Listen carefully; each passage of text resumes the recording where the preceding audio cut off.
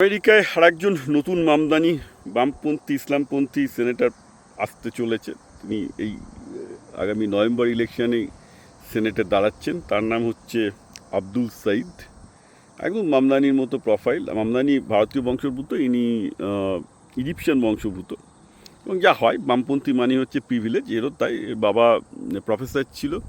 প্রথম মা মানে বায়োলজিক্যাল মা, যে অ্যাকচুয়ালি একজন ইজিপশিয়ান, সে নার্স ছিল। তারপরে তার সৎ মা, যার বাবা তাকে পরে বিয়ে করে, সে একজন খ্রিস্টান এবং সে একজন ইঞ্জিনিয়ার ছিল। এবং ছেলেটি বেশ ট্যালেন্টেড, অর্থাৎ এই আব্দুল সঈদ ডাক্তার, পেশায় ডাক্তার, বরাবর স্কলারশিপ পেয়েছেন, রোডস ফেলোশিপ পেয়েছেন।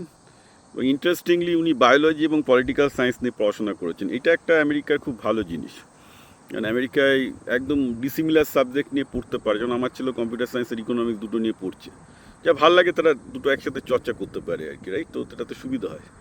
তো he is both trained as a politician, as a political scientist, as well as trained. So কোয়ালিফিকেশনের দিক থেকে আনডাউটেডলি খুবই ভালো। এবং যা হয়, এবং এক্স্যাক্টলি পলিটিক্যাল আইডিওলজিতে পুরোপুরি মামদানির ইকুইভ্যালেন্ট। এবং একে কিন্তু ডেমোক্রেটিক পার্টির মেন স্ট্রিম নমিনেশন দিতে চায়নি, কারণ এক্সট্রিম লেফটিস্ট, যেটা মামদানির ক্ষেত্রেও হয়েছিল। ফলে এওসি বার্নি স্যান্ডার্স এর সাপোর্টে দাঁড়িয়েছিল এবং ডেমোক্রেটিক প্রাইমারিতে মিশিগানে জিতে যায়। আগেরবার 2018-এ গভর্নর ইলেকশন দাঁড়িয়ে হেরেছিল, কিন্তু তখন এতটা পরিচিত ছিল না। এবার দেখা যাচ্ছে তার জনপ্রিয়তা খুব বেশি। এখন ট্রাম্প বা রাইট উইং পলিটিক্সটা বলছে ভীষণ রকমভাবে লেফট র্যাডিক্যাল, লিফট র্যাডিক্যাল। কিন্তু আমিও বলছি, এবং আমিও জানি যে লেফট র্যাডিক্যাল সিপিএমের পলিটিক্স পুরোটাই ফেল করবে, নি আমারও কোনো সন্দেহ নেই। পৃথিবীতে লেফট র্যাডিক্যাল পলিটিক্স সব জায়গায় ফেল করেছে, এরও ফেল করবে। সমস্যাটা তো অন্য জায়গায়। সমস্যা তো ট্রাম্পের হচ্ছে, আরে বাবা ট্রাম্পের যে রাইট উইং পলিটিক্স, তার জন্য আমাকে পচা ফল খেতে হচ্ছে, বিকজ রেগুলেশনটাই তুলে দিয়েছে। হ্যাঁ, আমেরিকা যে কারণে আমাদের আশা যে আমরা পচা ফল খাবো না, আমরা সেফ মেডিসিন পাবো, সেফ ফুড পাবো, সেসব তুলে দিয়েছে যাতে বেশি লাভ করতে পারে।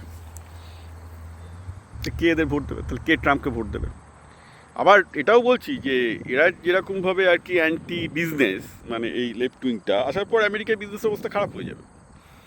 এরা মানুষের হেলথ ধ্বংস করবে আর একজন মানুষের বিজনেস ধ্বংস করবে। সেন্টিস্ট পলিটিশিয়ান আমেরিকা থেকে উঠে যাচ্ছে। আগে কি ছিল, আমেরিকায় ডেমোক্র্যাট বা রিপাবলিকান মোটামুটি সব একটা সেন্টিস্ট পলিটিশিয়ান ছিল, যে তারা প্রত্যেকেই লেফট উইংয়ের ভালো প্রিন্সিপালগুলো, রাইট উইংয়ের ভালো প্রিন্সিপালগুলো মানতো। তার জন্য আমেরিকা একটা ভালো লিভেবল কান্ট্রি হিসেবে তৈরি হয়েছিল। এখন যে অবস্থা দাঁড়িয়েছে, আমেরিকা একটা ভালচার কান্ট্রি। একদিকে হচ্ছে এক্সট্রিম রাইট উইং, যারা ভালচার পুরোপুরি শকুনের মতো, আরেকদিকে হচ্ছে এক্সট্রিম লেফট উইং, যারা একদম সিপিএমের মতো পুরো দেশটাকে ধ্বংস করবে। ঠিক আছে, বিজনেস ধ্বংস করবে, দেশটাকে ধ্বংস করবে, কিছুই হবে না।